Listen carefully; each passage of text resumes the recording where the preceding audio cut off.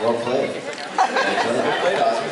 I wish I could sing. I just can't sing. I know, I can't sing either. I can't sing, except Ghostfacers songs.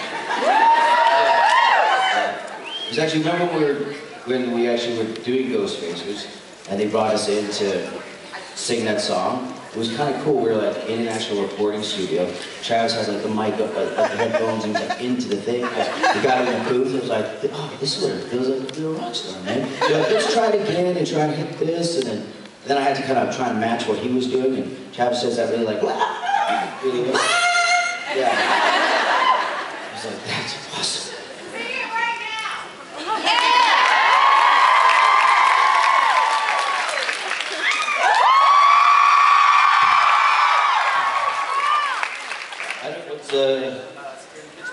Yeah. Ghostfacers!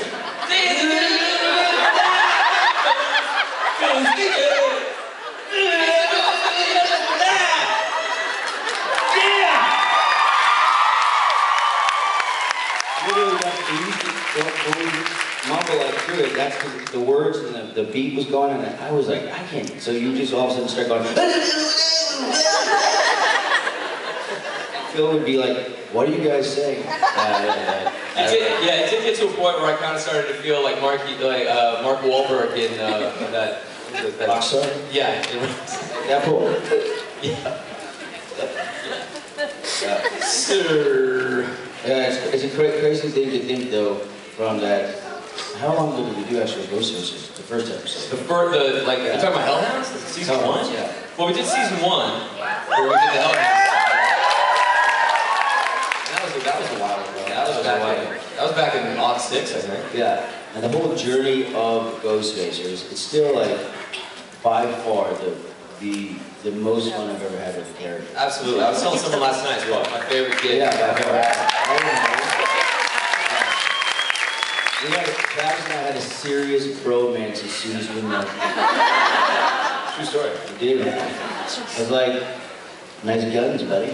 I was like, thanks, man. I think the beach is that way. Whoa.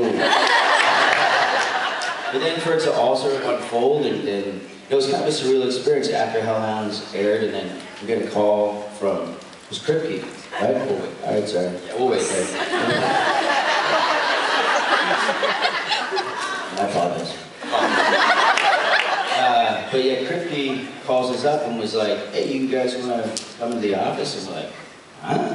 Like, what's this about? I was like, oh, I was in trouble. I was like, Travis, I told you they were going to find out, man. Anyways. Shouldn't have let anyone take pictures. And he calls us in, and we literally walk into a room, and there was like 15 people there. They're like, whoa. We thought we were in the wrong room at first. We're like, what's going on? We're like, well, they're like, us two here? They're like, yes, sit down. There was like donuts and stuff on the table. It's kind of important. People putting bagels and like some schmear. It's like, wow. And Kirby was like, we're thinking of doing like a little web series thing, and you guys want to write it and do it. And both him and I were like totally trying to play it cool. Like, yeah, sure. We can do that. Yeah, sure. Yeah. Okay. Let's you want to spitball right now. Yeah. Let's maybe talk about it. We'll go outside. We literally go outside the door. And we're like. I got so excited, I had to pee right there. I was like, dude, I really have to pee right now, I'm so excited. And then he went into the bathroom, like, peeing like this, and Travis is in the background of the mirror going, yeah! So, I pee went everywhere. I was like, that's it. It's just all fire hose. I'm kidding. I spelt Ghostfacers with it.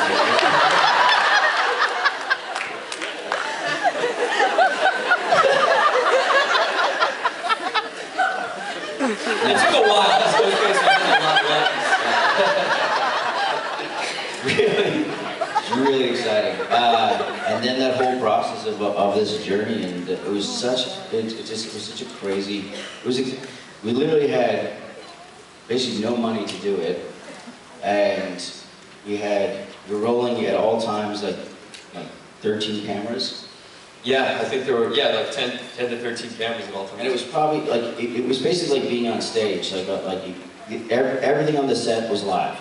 So you had to, there could be no crew around or everything, because all of us saw everything. All our cameras saw each other. So when they said action, as opposed to like you do a take and you say cut, some takes would roll for 10 minutes and it'd be one take and anything could happen. It's also really hard to keep a straight face sometimes. And if like someone is losing it, you're like, oh God, pull it together. We're almost at the end. Pull it together, pull it together. Or, you know, and I have, you know, yeah. See, I'm losing, I can't talk anymore. I just shut down on me for a second.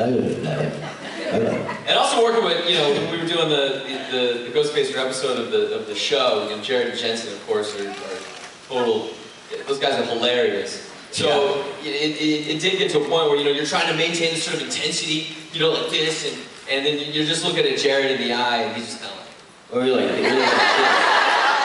Or you're like this. Like this. Jared and Jensen are especially Jared is the biggest human being, I think. When he shakes your hand, I feel like it's such a leprechaun. I'm like, hey. And then we started improvising with them. Plus, too, like we're on their show, like, you know, and we show up and we're like, some guest stars, we show up on their show, they can be real dicks. And it's uncomfortable and stuff, and we kind of came in, and this episode was really about the Ghostfacers. And so they were just open arms, let us, like, you know, whatever it was, and we just started improvising. And I remember when I called him Chisel Chest? Yeah. I started improvising with him, and I was like, all right, Chisel Chest. And he literally goes like, he's got the craziest, like, it's like a giant laugh. He's like, he like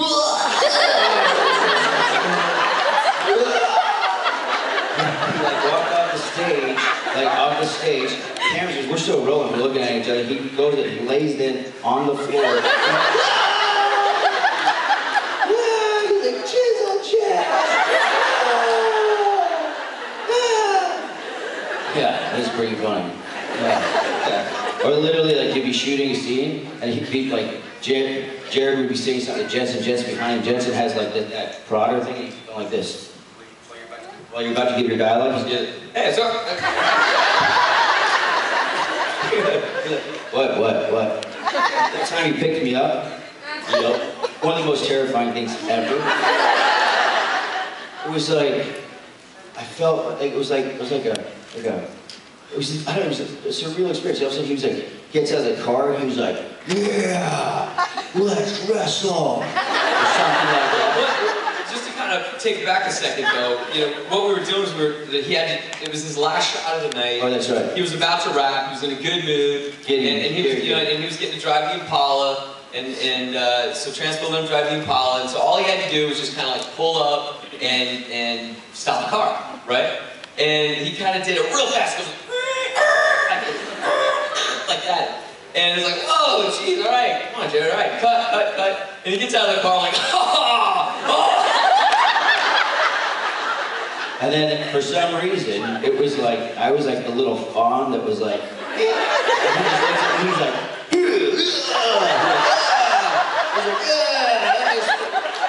and then all the crew's going, put him down. Jared. And he was like, and it was terrifying. It was a big dude. Big dude. Yeah. I kick his ass right now. Whatever. Yeah, you look pretty gunned out, dude. Good.